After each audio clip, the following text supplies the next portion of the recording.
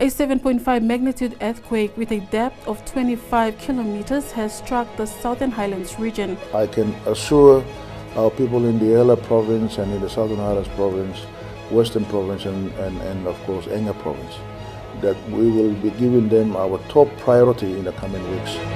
Making sure. This program is brought to you by Lightspeed, keeping you online all the time. Good morning. Yeah, so first of all, our thoughts are with those affected by the natural disaster. It's a very sad moment for the nation, and I think our focus is definitely in being a large member of the community, how we can continue to contribute and be part of the family of PNG. We see very much our role as providing infrastructure support and connecting the nation. That's always what we've stood for. And it's in a moment of grief and for those affected, I think all of our resources are in focusing on how do we make sure that our talent and our commitment is in the areas that have been affected. When the earthquake first struck, we lost 66 towers. 66 towers were destroyed, mainly in the Highlands region, and we mobilized about 9 of our top teams from Port Moresby to go into the regions via helicopter, via different planes, with our top people to go and look at the infrastructure damage and to try and connect the nation as quickly as possible. 66 out of the 66 towers, we've been able to recover a total of 57. About 3 of those are completely destroyed. We're going to have to completely rebuild them from ground up, and some of those have been vandalized. And but most of the community have, to be fair, have assisted us in getting our towers back up and allowing our people on the ground. Now, those towers, as you know, has to be accessible by helicopter. Some of the roads have been closed, so we urge that the people support us, allow our engineers to go and fix the tower. So most of all, the community has been very, very supportive in us to get those towers back up. What we also done is, as we were restoring the towers, we decided that it was necessary to connect the people as soon as we restored that one particular tower in any particular region. And what we did was we offered unlimited calling to those communities as soon as the towers were restored for 24 hours, so they could talk freely, unlimited, to their loved ones. So that's the other thing that we did do. One of the big questions from the nation, from our customers, is how can we help? How do we donate money? Where can we? How can we donate? So I'm very proud and pleased to announce that today, Digicel has gone live with a helpline, which is customers can SMS to their number 162122. We'll be publishing that, where they can donate 3 kina denominations to the funds. And this line will now is effectively open straight away. So that's text to 162122, and a maximum of 3 kina per contribution. And this money will be collated and then donated to the relevant authorities. And that will be shut down on the 18th of March. So continue the 18th of March. We'll then announce the proceedings on that and transfer the money over to the authorities. So so that's for our focus is absolutely about putting our top talent in restoring the communities and getting them to talk to their loved ones, and also allowing a process. We've got 2 million people on our network, talk on our network. We are going to be reaching out, Mr. Prime Minister, to the nation as well, to say, texting our customers to say you can now use the service, donate if you can. And so we're very pleased to be associated with this relief fund.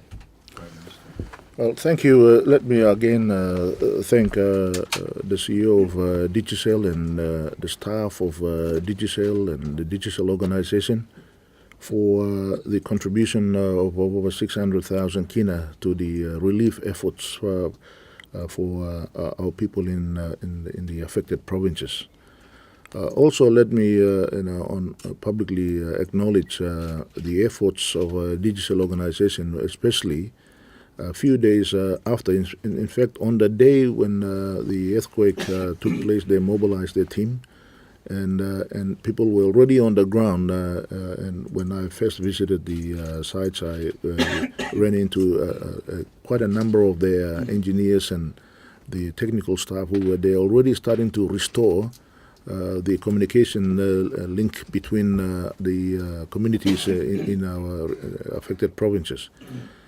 Credit to them, they've now got the good majority of their towers back on track, so that communication is now enabling our relief efforts even much easier.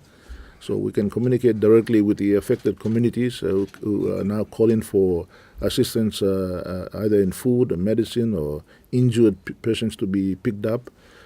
In terms of logistics, I want to say that we've mobilized over close to 20 helicopters who are now working within this area.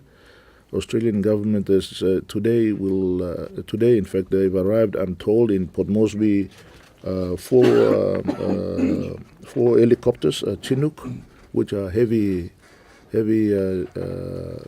cargo carrying helicopters are already on the ground that will also be put to use to support the relief efforts. In terms of food supplies, cargo has already been delivered to Mendi, to Como, and Como is already has got a warehouse in which is now distributing to all the remote villages, in Moro, to all the remote villages right throughout the country. We are now loading cargo here in Port Moresby to go to Kikori to distribute food into communities that are affected in Kikori and all the way down to Balimo, especially Nomad area, and all the way down to North Fly. Also, our appreciation to Oktedi, who is supporting the relief efforts in Western Province, especially the clearance of the Tabubil-Kiunga Highway that was blocked. It has now been cleared for, so traffic is moving. The restoration of the pipelines so that the Oktedi operations can commence. So there's a lot of good organizations, and I want to thank the Digicel organization for wonderful work that they have done, and credit to them. And again, it's an example of another corporate organization that is really socially responsible and acting to making sure that they support the communities where they do business, and BSP and of course Digicel are nationwide companies, and they are now starting to ensure that we have contributions from them that will help build this relief effort. Yeah. That's nice to hear that, of course. Yeah. Just moving on and a bit more, should there be an inquiry established to determine the cause of the earthquake? And local leaders, community elders in the country are saying the cause of the earthquake needs to be properly established, whether it is man-made, natural, or both. What are your thoughts? Well, we have to put to rest some of the anxiety and fear and the discussions that is taking place in the country about the causes of this earthquake. We understand from the reports that we are getting that this is earthquake that happens in many parts of the world, where even parts where there is no oil or gas exploration taking place, no projects of size like mining activity taking place, earthquakes take place. An example is Christchurch, in the city of Christchurch in New Zealand, where a huge earthquake that collapsed almost the entire city. So when I was in Tari a few days ago, the people of Ella, especially the young men and women, were quite vocal that they wanted somebody to give us some answers about the causes of this particular incident that has taken place and the earthquake that has taken place. So I have asked the Australian government through the High Commissioner Bruce Davis, who's agreed immediately that they will provide experts from Australia and if possibly around the world at their cost. They will pay for it, and that they will put an independent report together which will be presented to government, and I will make it public. That way, I don't want Papua New Guineans to have this perception that we are not telling the truth to our people. I want it to be independent from experts. I am not an expert. I cannot give an immediate answer on the real causes, but I know earthquakes cause a lot of destruction and displacement of our communities. So as soon as that report is done, I'm certain the experts have been mobilized as we speak. They will be on the ground as soon as possible, and we will make sure that that report is made public. A 7.5 magnitude earthquake with a depth of 25 kilometers has struck the Southern Highlands region. I can assure our people in the Ela province and in the Southern Highlands province, Western province and of course Enga province, that we will be giving them our top priority in the coming weeks. We're making sure. This program is brought to you by Lightspeed, keeping you online all the time. A 7.5 magnitude earthquake with a depth of 25 kilometers has struck the Southern Highlands region. I can assure our people in the Ela province and in the Southern Highlands province, Western province and of course Enga province, that we will be giving them our top priority in the coming weeks. We're making sure. This program is brought to you by Lightspeed, keeping you online all the time. Yeah, thank you, Douglas. Prime Minister. The disaster itself has been one which has cut across some of the most populous regions in Papua New Guinea. Quite apart from the population affected, we've got 10 to 12 of our branches also operate in those particular areas, and the devastation has been significant, enormous. The personal impact, no one can ever overstate how much individuals, those who've lost their families and those whose well-being has been really immediately impacted by something which occurs once in a lifetime. BSP is the largest non-mining private sector company in PNG. We feel it's incumbent upon us to make a donation of some significance, recognising the people impacted, many of whom are our customers, many of whom are very close to our families in the staff in those affected areas. We've made a donation of 1 million kina to the relief fund, which we think is proper recognition of the real significance of this, and we have trust that the government will be able to use those to really support those areas affected. And I always say that our hearts do go to those families who've been affected and the families of those who've passed away. Thank you very much. And Prime Minister, of course, that's a great, and of course I'm sure you'll have a level of token of appreciation Yes. for what the bank has done.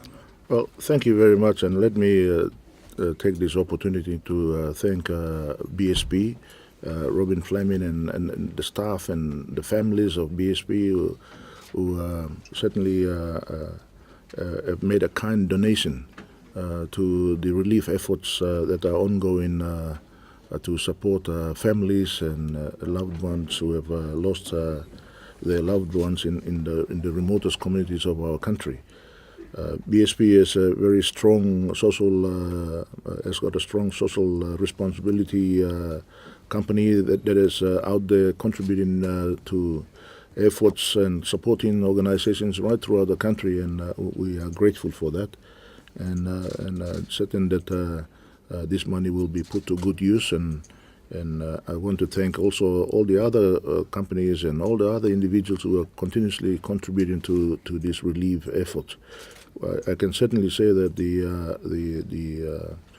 the generosity of many of our citizens and our companies and our leading corporate citizens is something that is very much appreciated and good to see, especially in the needy times that of our people in those earthquake disaster areas. Well, there is an account that sits in the bank that Papua New Guineans can actually donate to, is there? Yeah.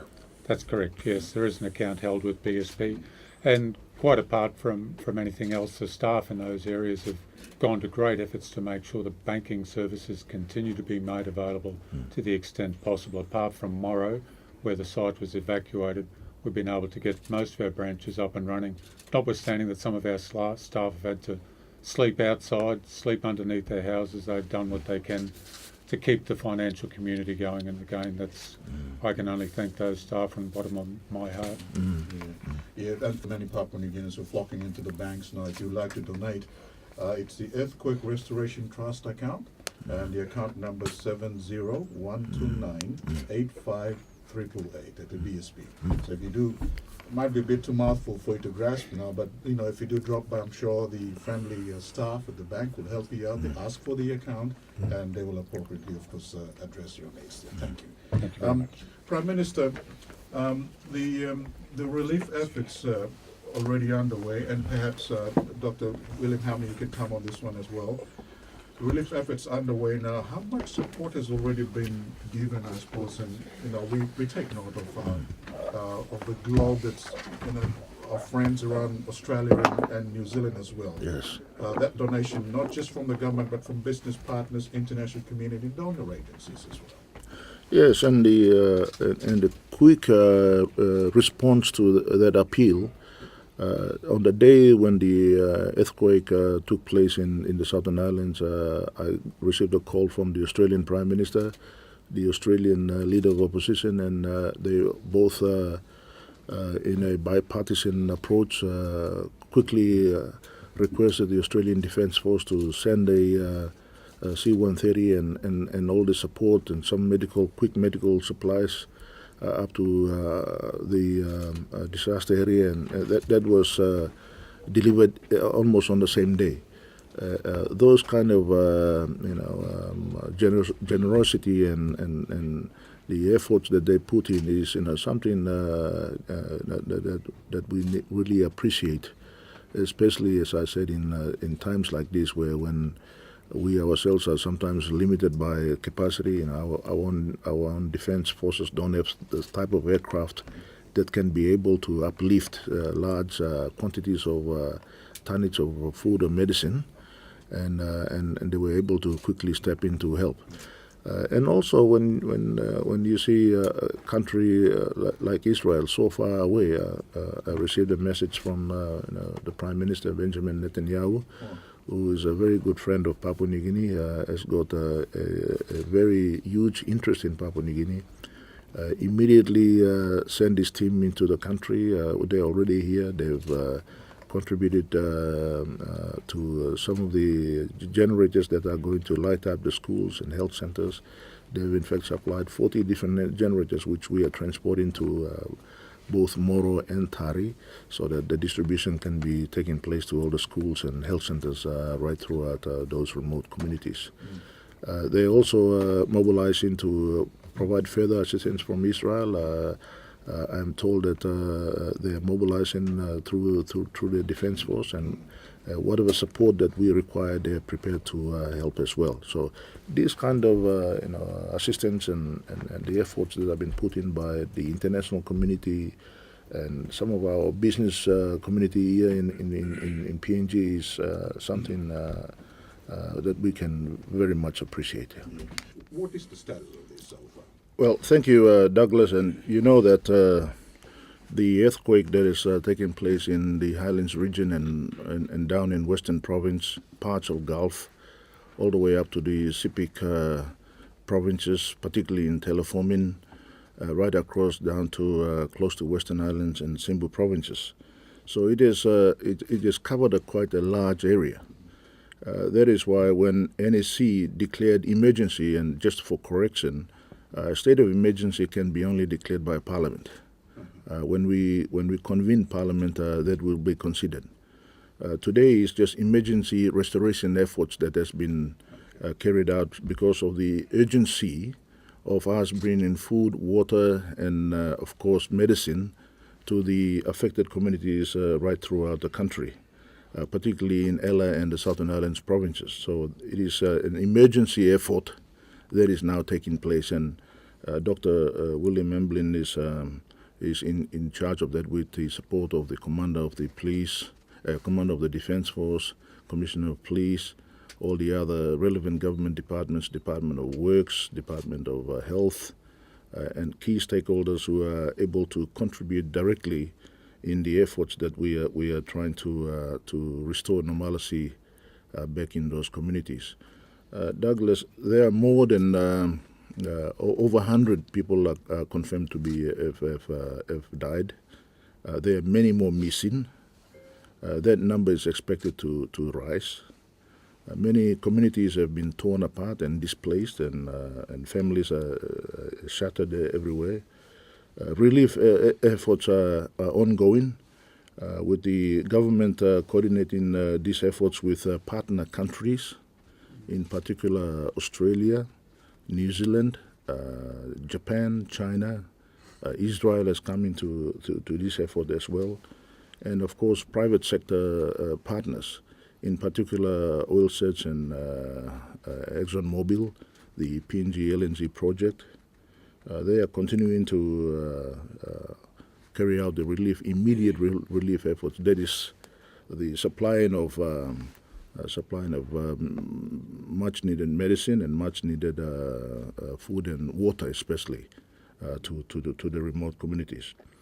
In terms of the Restoration Authority, as you have alluded to, Attorney General has already drafted the Authority Act.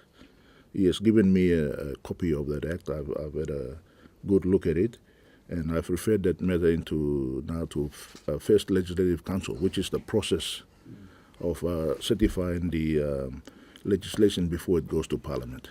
So once it's been cleared by the First Legislative Council, I will be calling for an immediate session of Parliament, emergency session of Parliament. I have to give 7 days notice, and I've already put the Speaker on notice that this will be the case. And as soon as the clearance is given, we will introduce the Act in the floor of Parliament. That will then be taking charge of the restoration programs that we have already commenced, and I want to say that the restoration work is continuing. Today, as we speak, most of the slippages that has been taking place along the road infrastructure between Hagen and Tari has been cleared. Light trucks were started moving yesterday, but today heavier trucks are starting to move into Tari in the Ela province, meaning that we can now be able to take relief supplies by container. So the trucks are now leaving Hagen as we speak. Load of relief food and water and medicine going to Tari, so that we can distribute it much easier from there, than because we don't have large choppers that are capable of carrying large tonnage in the country. So we've had to support the delivery of many of our relief supplies through some of the choppers that are working in the project sites, which can be able to carry up to 2 tons of relief supplies. So over the last few days, we've been able to transport close to almost 120 tons of food and water and medicine to Moro, which has been now distributed right throughout all the villages in the affected areas. And that work is ongoing at present. So I want to say that Department of Works and many other people are working right around the clock, so that we can be able to clear all the roads that's been blocked because of the slippages that has been taking place. In terms of the road network, we also have cleared all the road from Kikori all the way up to what we call the pipeline road. That is all the way up to Kutubu. So we are able to now take supplies from Kopi, and we're taking it right into Kutubu, so that we can have the restoration work started in those areas as well. A 7.5 magnitude earthquake with a depth of 25 kilometers has struck the Southern Highlands region. I can assure our people in the Ela province and in the Southern Highlands province, Western province and of course Enga province, that we will be giving them our top priority in the coming weeks, making sure.